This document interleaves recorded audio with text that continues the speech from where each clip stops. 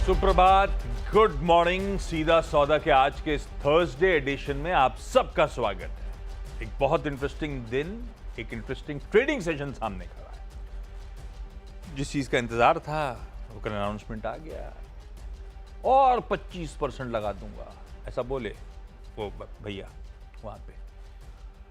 तो हो गया 50%। 21 दिन की मियाद है, उसके बाद इंडिया पे 50% एड वैलोरम पूरा टैरिफ लग रहा होगा।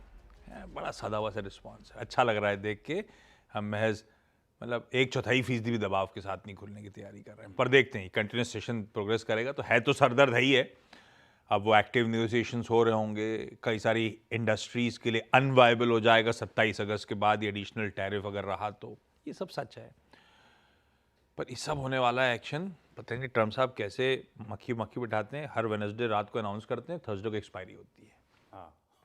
पिछली बार भी जब 25% का टैरिफ अनाउंस करा था 30 जुलाई को, या जो भी दिन था, वेडनेसडे रात को करा था, एक्सपायरी अगले दिन थी। आज भी एक्सपायरी खड़ी हुई है, पता नहीं कैसे सांठ गांठ बिठाते हैं। ट्रेडर्स को जानते हैं क्या वो इंडिया में? लग तो रहा है ऐसे। तो अब खैर इस पर रिएक्ट करना है। अब आज है टफ सेशन। हम लोग स्टॉक डिस्कस जरूर कर रहे होंगे, आप कंटिन्यूस सेशन को ऑब्जर्व करिएगा। ये वैसे भी डिस्कशन जो होता है इसका कोई मतलब नहीं है इन्वेस्टमेंट और ट्रेडिंग के लिहाज से। वो आपका कोई वो क्या कहते हैं, रिकग्नाइज नहीं कहते, रजिस्टर्ड फाइनेंशियल एडवाइजर से या अपने ब्रोकर से, उनसे चर्चा करिएगा स्टॉक ट्रेडिंग और इन्वेस्टमेंट के लिए। हम सब मिलके यहाँ पे होमवर्क कर रहे हैं। कुछ बहुत ऑब्वियस पॉकेट्स निकल के अनाउंसमेंट के बाद, लेकिन आज उनको मैं पूरी तरह से अवॉइड कर रहा हूँ। इतना ही तो कर ही सकता हूँ कि इंडियन के साथ खड़ा हो जाऊं, 10 के 10 हरे में स्टॉक्स मेंशन कर दूं आज। तो मैं 10 के 10 हरे लेके जा रहा हूं, पर इसका थोड़ा सा अपने सेंटिमेंट भी हो सकते हैं, इसीलिए और लॉजिक के परे हो जाते हैं। नहीं तो बट ऑब्वियस कोई टेक्सटाइल वगैरह जो खास तौर पे यूएस एक्सपोर्टर्स हैं उनके लिए बहुत अनवायबल होने वाला है अगर ये सिनेरियो कंटिन्यू रहा तो। मैंने तो ऐसा करा कि वो जो लार्ज ट्रेड होने थे लाल होने वाले हैं बट ऑब्वियस, उनको भी हटा दिया टीम से। अच्छा, मैंने आज एक भी नहीं रखा है।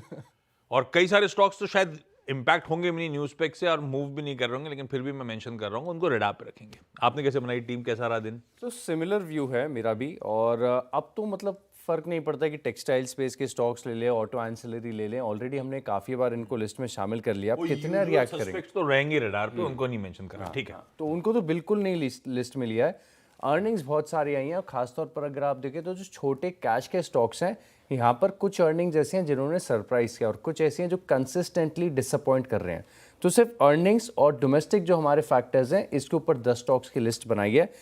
मेरी लिस्ट में ज़रूर थोड़ा सा लाल निशान आपको नज़र आएगा, लेकिन वो अर्निंग पर्सपेक्टिव से, खबरों के पर्सपेक्टिव से है। इस टैरिफ के चलते नहीं है, क्योंकि टैरिफ जैसे कि आपने बहुत राइटली बताया कि अनवायबल हो गया और 25% पर ही टफ लग रहा था। अब 50% कर दे, बढ़ाकर कितना भी कर दें, इंडस्ट्रीज़ के लिए चैलेंज है और ये मार्केट मान के चल रहा था काफ़ी हद तक। अगर आप देखें तो जब उन्होंने बताया था कि पेनल्टी भी देनी पड़ेगी, तब लोगों ने कहीं ना कहीं एंटिसिपेट कर ही लिया था कि बड़ा ही अमाउंट होगा।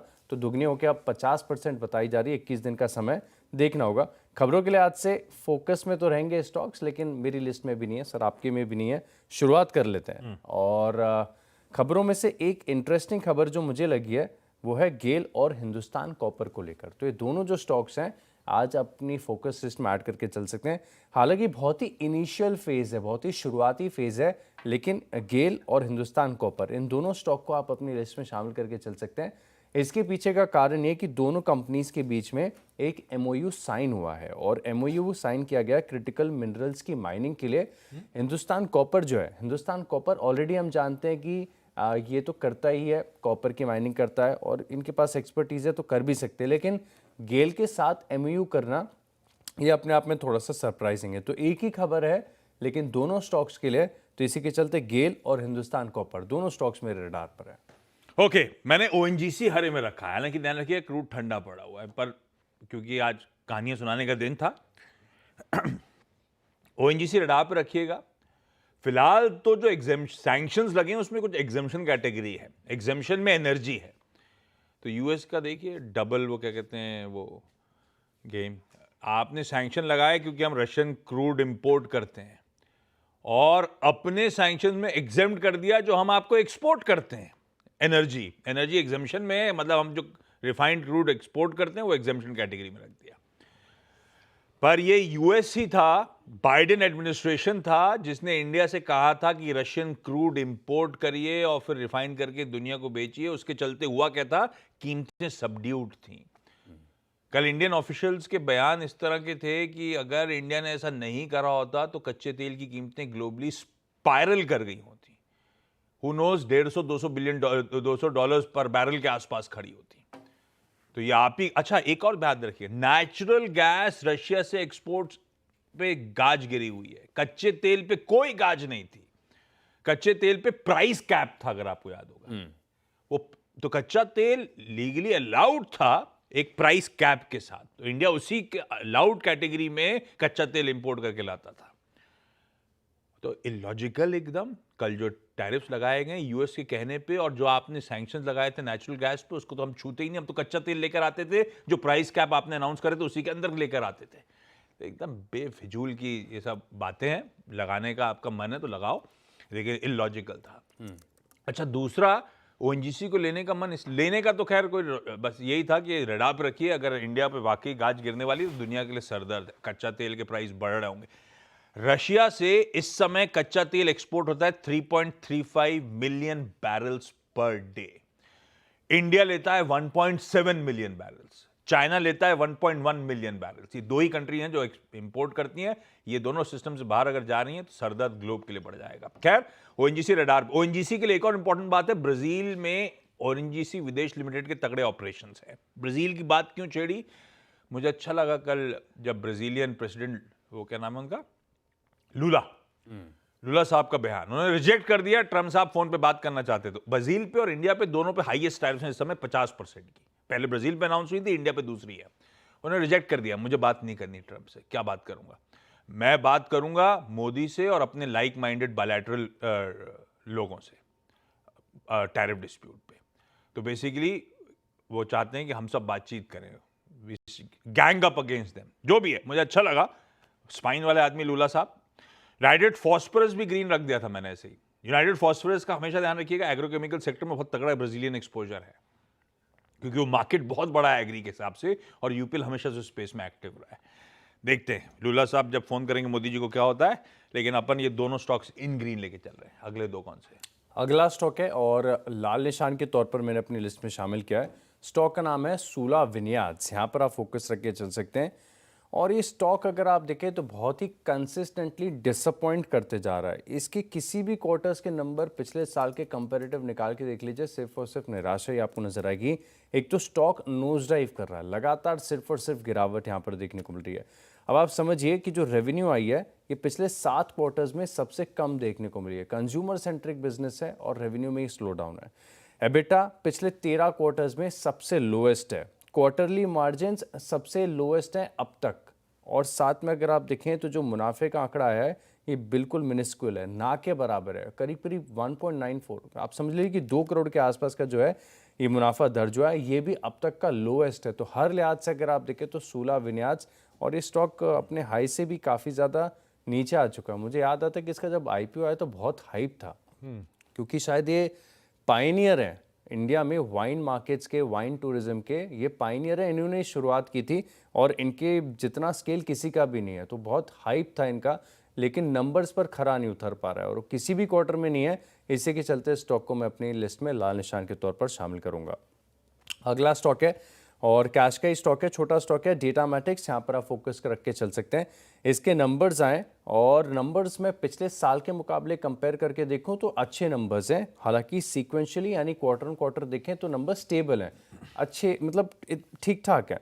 अब रेवेन्यू देखें तो पिछले साल के मुकाबले जो 51 करोड़ की थी बढ़कर 76 करोड़ हो गई है। मार्जिन्स सीक्वेंशियल तौर पर 1% का एक्सपांशन देखने को मिला है, 15% से बढ़कर 16% के एबिटा मार्जिन्स आपको देखने को मिले हैं। और जो मुनाफे का आंकड़ा है ये भी 45 से बढ़कर 50 करोड़ हो गया। तो ठीक ठाक नंबर्स हैं दोनों लिहाज से। तो डेटामैटिक्स इस स्टॉक को बतौर हरे निशान के अपनी लिस्ट में शामिल कर सकते हैं। अच्छा, अब चलते हैं ब्राजील से चाइना की तरफ। पीएम मोदी इस महीने के एंड में चाइना दौरे पे जा रहे हैं। वो एससीओ समिट जिसमें पीएम मोदी शिरकत कर रहे होंगे, और पहली बार गलवान क्लैश के बाद। चाइना से अपन ने ट्रेड वैसे भी बंद नहीं करा था, गवर्नमेंट तो वैसे भी ओपन थी आइडिया के लिए कि चाइनीज कंपनीज भारत में ऑपरेशन सेटअप करें, जेवी सेटअप करें डोमेस्टिक फर्म्स के साथ। उसी कड़ी में डिक्सन टेक्नोलॉजीज को स्क्रीन पर रखिएगा। अभी जब वो विंडो पीएलआई स्कीम की बंद हो रही थी, गवर्नमेंट की तरफ से एक पीएलआई का अप्रूवल आया था चाइनीज जेवी वाला। रखिए डिक्सन को रडार पे। इलेक्ट्रॉनिक सेक्टर में 60% मैन्युफैक्चरिंग कैपेसिटी दुनिया की चाइना के पास है। उसके साथ हम स्मार्टली ट्रेड्स कर रहे हैं, उसके साथ डील्स कर रहे हैं, उसके साथ जेवीज कर रहे हैं। डिक्सन इन ग्रीन है। पता नहीं चाइना से याद आया था अभी, फिर मैं कल टटोल रहा था, एक ऑटो एंसिलरी जिसने चाइना के साथ हाल में एक जेवी वेवी कर रहा था, वो था सोना बीएलडब्ल्यू। फाइनली वो चाइनीज इलेक्ट्रिक व्हीकल मार्केट में एक्सपैंड करने की सोना बीएलडब्ल्यू की भी तैयारी थी। वो जेवी अनाउंस था। आज ऐसी ढूंढ के लाया हूँ। बढ़िया स्टॉक्स है। टाई भी हरी रखी है, स्टॉक भी हरे ढूंढ के लाऊं। चले नहीं चलें, लेकिन ये सब स्टोरीज हैं जो इंटरेस्टिंग है, रडार पे रखिए। अगले दो कौन से? हाँ, तो यहाँ पर रहेगा हमारा फोकस, और साथ में अगर आप देखें तो बनारी अमान शुगर्स, यहाँ पर आप नज़र रख के चल सकते हैं। मुनाफा 29 से 37 करोड़ हो गया है, मार्जिन 7% से बढ़कर 9% हो गया है, मुनाफा 6 करोड़ से बढ़कर 15 करोड़। अच्छे नंबर्स हैं बनारी अमान शुगर्स, इस स्टॉक को आप रखेगा अपने रडार पर। दूसरा स्टॉक है बामर लॉरी। यहाँ पर भी अगर आप देखें तो नंबर्स पिछले साल के मुकाबले तो बढ़िया हैं, लेकिन सीक्वेंशियली इतने दमदार नहीं है। मार्जिन्स 10% से बढ़कर 12% पिछले साल के मुकाबले, और मुनाफा 63 से 67 करोड़ हो गया है। ध्यान रखिएगा 4% की डिविडेंड यील्ड वाला स्टॉक है, तो स्टॉक को भी अपनी लिस्ट में शामिल कर सकते हैं। दो नतीजे, दोनों डोमेस्टिक स्टोरीज हैं। और एक होता है ना, कहते हैं छिपने की जगह, हालांकि छिपने की जगह मुझे गलत लगता है, क्योंकि आप तो कमाने आए हो इस बाजार में। पर फिर भी जहां पे इन्वेस्टेड भी रहना है शेयर मार्केट्स में, और मौका मिले तो कमाई भी हो जाए, तो वो डोमेस्टिक थीम्स हैं। दोनों इंटरेस्टिंग नंबर्स उसी के हैं। एक तो ट्रेंड, वाकई बढ़िया नंबर डाल दिए। आय में 19% का जंप, इबीटा 38% बढ़ा, मार्जिन 230 बेसिस पॉइंट एक्सपैंड हुए। स्ट्रीट मान रहा था 80 बेसिस पॉइंट्स गिरेंगे। दूसरा, Fortis health care, hospital stock गजब करे हुए हैं। आय में 16.5% का जंप, इबीटा 43% बढ़ा, मार्जिन 400 बेसिस पॉइंट से ज्यादा एक्सपैंड कर गए। दोनों ग्रीन है। 6 स्टॉक्स पूरे। क्योंकि छोटा सा ब्रेक के उस पर लौटेंगे तो अगले 4 पे बातचीत।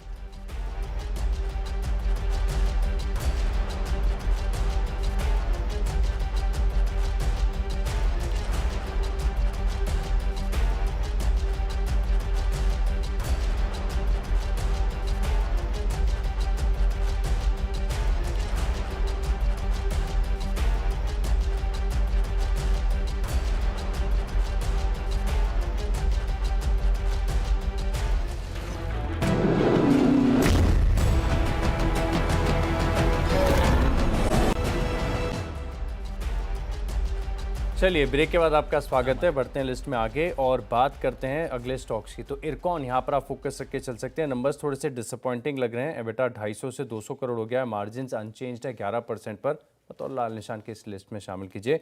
हुडको यहाँ पर आप नज़र रख के चल सकते हैं, और एनआई स्टैंड अलोन बेसिस पर 711 करोड़ से बढ़कर 946 करोड़ हो गई है। तो हुडको वैसे वेल करेक्टेड है, तो स्टॉक को भी आप लिस्ट में शामिल कर सकते हैं। अच्छा, अगले दो, एक तो और रिजल्ट ले लीजिए, लुमैक्स इंडस्ट्रीज। हालांकि ये चला हुआ स्टॉक है। आय 20% बढ़ी है, इबीटा 40% बढ़ा, मार्जिन 15.7 वाले 18.2, इसीलिए ग्रीन रखा है। पर बहुत तेजी आ चुकी है स्टॉक में, सिर्फ वॉच पे रखिए। आज शाम को एमएससीआई अपना कौन से इंक्लूजन एक्सक्लूजन है उसका अपडेट शेयर कर रहा होगा। काफी हद तक पता है कि क्या क्या इंक्लूजन आ सकते हैं।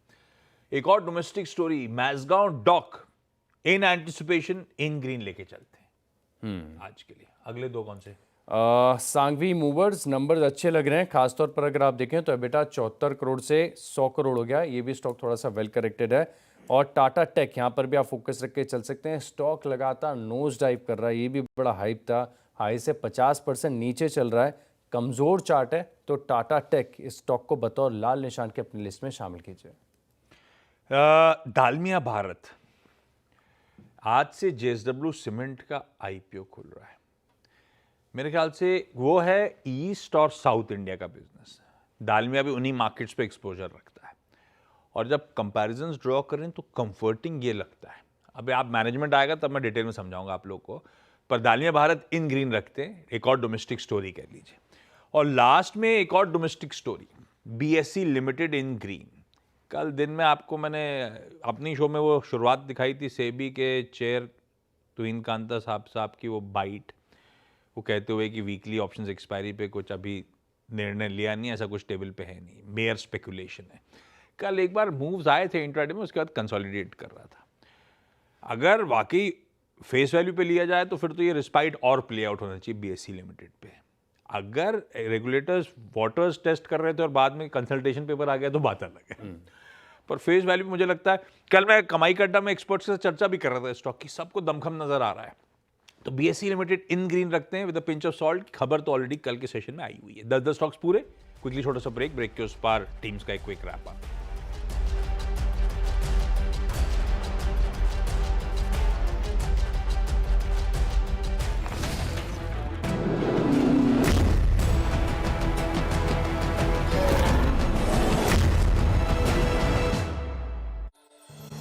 स्टॉक्स की लिस्ट है तैयार और गेल और हिंदुस्तान कॉपर दोनों स्टॉक को रडार पर रखेगा। सूला विन्याज नंबर्स हैं बड़े डिसअपॉइंटिंग। डेटा मैट्रिक्स, भंडारी अमान शुगर्स, बामर लॉरी, इरकॉन और हुडको यहाँ पर नतीजों का इम्पैक्ट है। साथ में सांघवी मूवर्स और टाटा टेक, इन दोनों स्टॉक को भी लिस्ट में शामिल कीजिए। मेरी 10 की टीम भी आपकी स्क्रीन पर आएगी। सिर्फ टीम है, नज़र में रखने वाले स्टॉक्स हैं। अगर आपने स्टोरी सुनी हो, इनमें ट्रेड और इन्वेस्टमेंट का आइडिया नहीं बनाइएगा, वो अपने फाइनेंशियल एडवाइजर से कंसल्ट करिएगा। ONGC, UPL, डिक्सन, सोना BLW, ट्रेंट और फोर्टिस तो खैर नंबर्स पे, इवन लूमैक्स नंबर्स पे, पर ऑलरेडी चला हुआ स्टॉक। मैज़गांव डॉक आज MSCI रीबैलेंसिंग की तैयारी। दालमिया भारत पीयर के IPO के सामने कंपैरिजंस में ये बेहतर स्टैकअप होता हुआ, और BSE लिमिटेड कल का रब ऑफ होपिंग आज भी कंटिन्यू कर रहा है।